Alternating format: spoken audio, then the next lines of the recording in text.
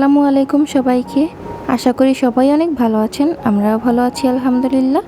চলে এলাম নতুন আরেকটি ভিডিও নিয়ে। আশা করছি ভিডিওটি সবার কাছেই অনেক ভালো লাগবে। তো আমরা রেডি হয়ে গিয়েছি এবং এখান থেকেই শুরু করলাম ব্লগটি। আজকে আর সারাদিনের কোনো ভিডিও দিইনি। আমরা যাচ্ছিলাম হোটেল ইন্টারকন্টিনেন্টালের দিকে, কারণ সেখানে একটা ক্যাম্পেইন চলছিল 9, 10 এবং 11 তারিখ পর্যন্ত। এটা হারলাইন কসমেটিক্সের একটা ক্যাম্পেইন ছিল। তো সেই জন্য আমরা সেখানে রওনা হয়ে গিয়েছিলাম, আর আমরা গিয়েছিলাম একদমই শেষের দিকে, মানে 11 তারিখে, এবং চলে গিয়েছিলাম 8:30 বাজে। আর ক্যাম্পেইন শেষ হওয়ার তারিখ সময় ছিল ঠিক 8টা বাজে। তো আমরা গিয়ে দেখলাম সব কিছু বন্ধ হয়ে গিয়েছে এবং স্টলগুলো থেকে সব কিছু বের করা হচ্ছে। তাই মনটা খুবই খারাপ হয়ে গিয়েছিল। তো কি আর করার, একবারে তো বাসায় চলে আসা যায় না, যেহেতু রেডি হয়ে বের হয়েছি। তাই ভাবলাম একটু ঘুরেই আসি। তো আমাদের বাসা থেকে সবচেয়ে কাছে ছিল ঢাকা ইউনিভার্সিটির এই ক্যাম্পাসটা।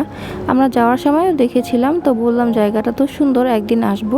তো সেই দিনই চলে আসলাম, আর এসে দেখলাম জায়গাটা বেশ সুন্দর আছে, একটু খোলামেলাও আছে। আর আমার ছেলে যেহেতু খোলামেলা জায়গা পছন্দ করে, তাই এসে ভালোই হয়েছে।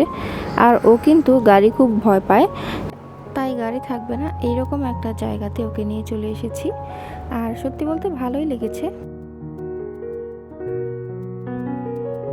আমরা যেহেতু ঘুরতে বের হলে আমার ছেলেকে নিয়েই বের হই, তাই আমাদের সাথে সাথে ওর মনটাও বোঝার চেষ্টা করি, আর এটাও বুঝতে পারি যে আমাদের মতোই ওরও কোলাহলমুক্ত পরিবেশই পছন্দ। গাড়ি থাকবে কিংবা অনেক মানুষ থাকবে এই ধরনের জায়গা ওর পছন্দ না।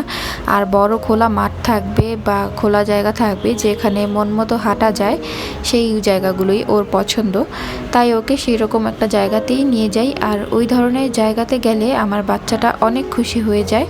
আর সত্যি কথা বলতে আমারও ভালো লাগে, কারণ যে জায়গাতে মন মতো হাঁটাহাঁটি করা যাবে, মুক্ত পরিবেশটা এনজয় করা যাবে, সেই ধরনের জায়গাই আমার পছন্দ। আর এখানে এসে দেখলাম ফিঙে পাখি, আর এত রাতে পাখিরা জেগে থাকে এটা আমি কখনো দেখি নাই, তাই একটু ক্যামেরা বন্দি করে নিলাম। আর এই যে এই পাশে লাইটগুলো দেখা যাচ্ছিল, এই লাইটগুলো কিন্তু খুবই সুন্দর লাগছিল দেখতে।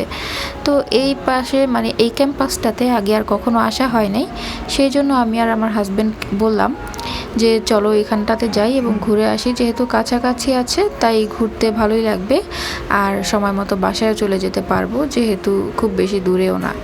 তাই এখানে আমরা একটু হাঁটাহাঁটি করছিলাম এবং এনজয় করছিলাম। রাত তো ছিল, একটু অন্ধকারও ছিল, আবার মানুষজনও কম ছিল, তাই বেশ ভালোই লাগছিল। আর খুব একটা গরমও ছিল না সেই দিন।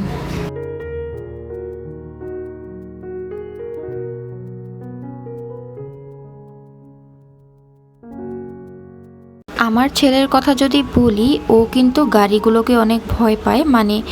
এমনিতে গাড়ি খুব পছন্দ, কিন্তু যখন আসতে থাকে গাড়ির হর্ন পেলে ও খুব ভয় পায়। ও মনে করে গাড়ি যদি এসে পড়ে ওর কাছে, যদি ওর সামনে চলে আসে বা এরকম কিছু একটা ভয় কাজ করে ওর মধ্যে।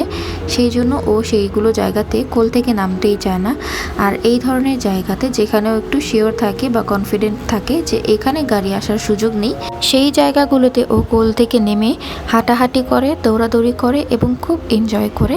তো সেই জায়গাগুলোতেই ওকে নিয়ে যাওয়ার চেষ্টা করি এবং ওকে আনন্দ দেওয়ার চেষ্টা করি। আর এখন তো ওই আনন্দ পেলেই আমাদের আনন্দ পাওয়া।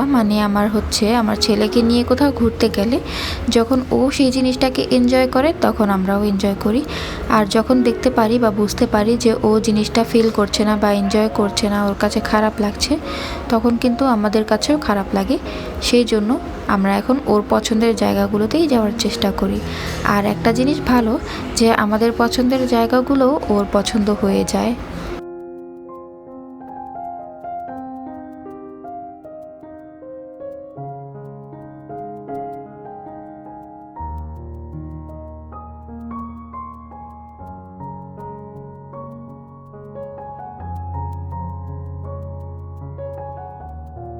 তো দেখতেই পাচ্ছিলেন যে ঢাকা ইউনিভার্সিটির এই ক্যাম্পাসটা কত সুন্দর করা হয়েছে এবং আমার কাছে কিন্তু বেশ ভালোই লেগেছে। তবে একটা জিনিস একটু খারাপ লেগেছে যে এইখানে অনেক উশৃঙ্খল ছেলে মেয়েরা আসে। দেখতে পেলাম রাতের বেলা এখানে বসে মেয়েরাও সিগারেট খাচ্ছে এবং ছেলেরাও খাচ্ছে একসাথে গোল হয়ে। তো আমার কাছে জায়গাটা খুব একটা নিরাপদ মনে হয় নাই, সেই কারণে আজকে এসে অভিজ্ঞতা অর্জন করে গেলাম এবং এরপরে আর কখনো এই জায়গাতে আসবো না আশা করি।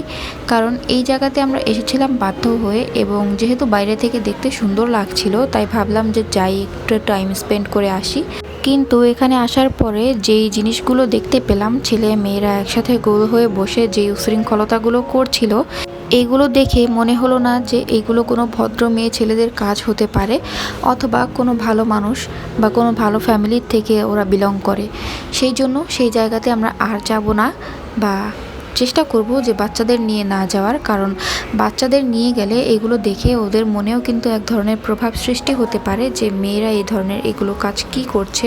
ছেলেরা তো করে থাকে, এটা স্বাভাবিক, কিন্তু মেয়েদের করাটা এখন আমাদের দেশে কিন্তু অস্বাভাবিক হতে পারে। এক একটা এলাকায় এক এক রকম নিয়ম, কিন্তু বেশিরভাগ ক্ষেত্রেই এটা কিন্তু মুসলিম কান্ট্রিতে অস্বাভাবিকই হয়ে থাকে।